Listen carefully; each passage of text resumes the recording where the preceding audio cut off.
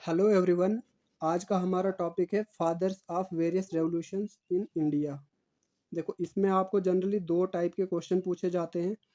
कोई एक particular revolution का नाम देंगे वो, और आपसे पूछा जाएगा कि उस रेवोल्यूशन के फादर कौन हैं। और दूसरा एक और क्वेश्चन बन सकता है कि लाइक कोई अगेन एक पर्टिकुलर रेवोल्यूशन का नाम दे दिया है और आपसे पूछा जा रहा है कि वो रेवोल्यूशन किसके रिलेटेड है।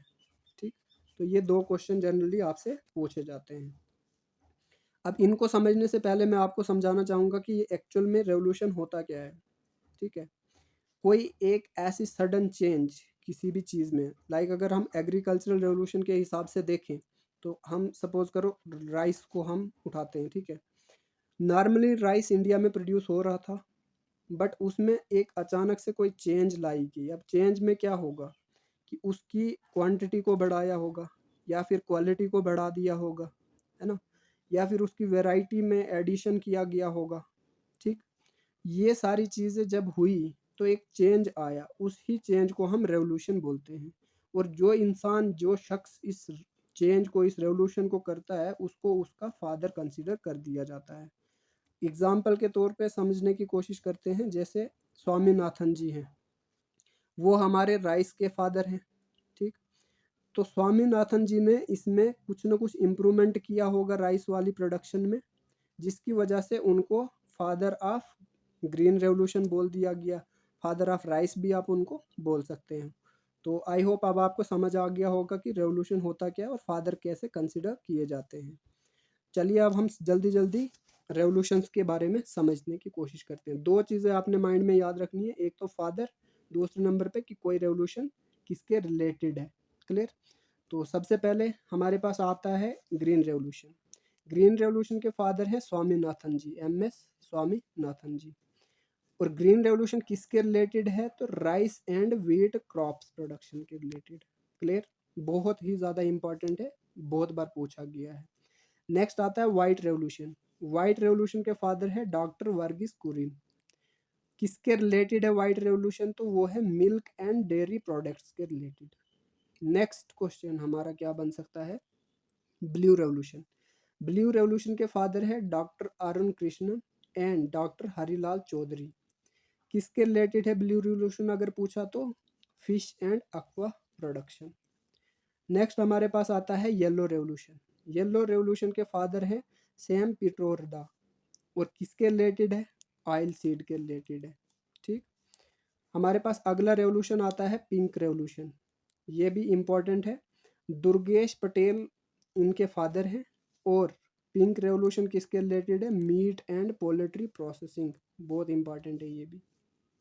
नेक्स्ट हमारे पास आता है सिल्वर प्रोडक्शन। ये भी बहुत ज़्यादा इंपॉर्टेंट है क्योंकि इंदिरा गांधी जी, आप जानते ही होंगे, ये इनकी फादर या फिर मदर कंसिडर कर सकते हो आप। और जो ये सिल्वर रेवोल्यूशन है ये एग एंड पोल्ट्री प्रोडक्शन या फिर फार्मिंग के लिए जाना जाता है। नेक्स्ट हमारे पास मोस्ट इम्पॉर्टेंट है गोल्डन रेवोल्यूशन। निरपक्ष तुताज इनके फादर हैं और golden revolution honey and horticulture production के लिए मशहूर है। नेक्स्ट हमारे पास आता है ग्रे रेवोल्यूशन। ग्रे रेवोल्यूशन हमारे पास फर्टिलाइज़र प्रोडक्शन के लिए होता है और इसका कोई स्पेसिफिक फादर अभी नहीं है। बस इतना याद रखना कि ग्रे रेवोल्यूशन जो है वो फर्टिलाइज़र प्रोडक्शन के लिए होता है। नेक्स्ट आता है हमारे पास रेड रेवोल्यूशन। रेड रेवोल्यूशन के फादर है विशाल तिवारी जी। और red revolution tomato and meat की प्रोडक्शन के लिए जाना जाता है। नेक्स्ट आता है राउंड रेवोल्यूशन। राउंड रेवोल्यूशन के कोई भी स्पेसिफिक फादर नहीं है, बट ये पोटैटो प्रोडक्शन के लिए जाना जाता है।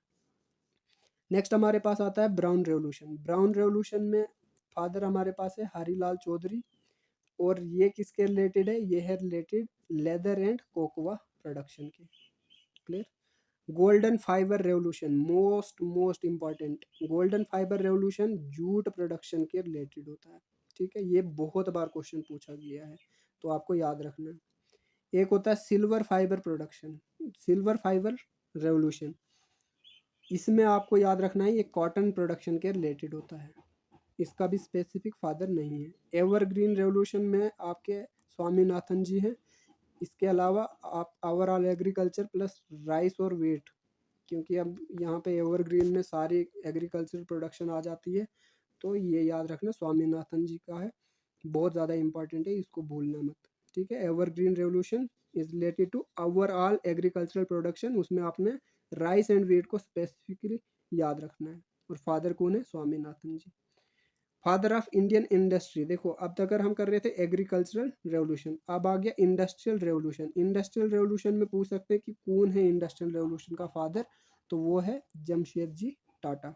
ठीक, क्यों है? क्योंकि इन्होंने इंडस्ट्रियल डेवलपमेंट सबसे पहले स्टार्ट की थी इंडिया में। तो वेल दैट्स इट। अभी तक कर जितने भी आपने रेवोल्यूशन याद किए हैं, इनमें अगेन फिर से बोल दे रहा हूँ, एक तो आपको फादर याद रखना है, दूसरा किसके रिलेटेड है वो रेवोल्यूशन, ये याद रखना है।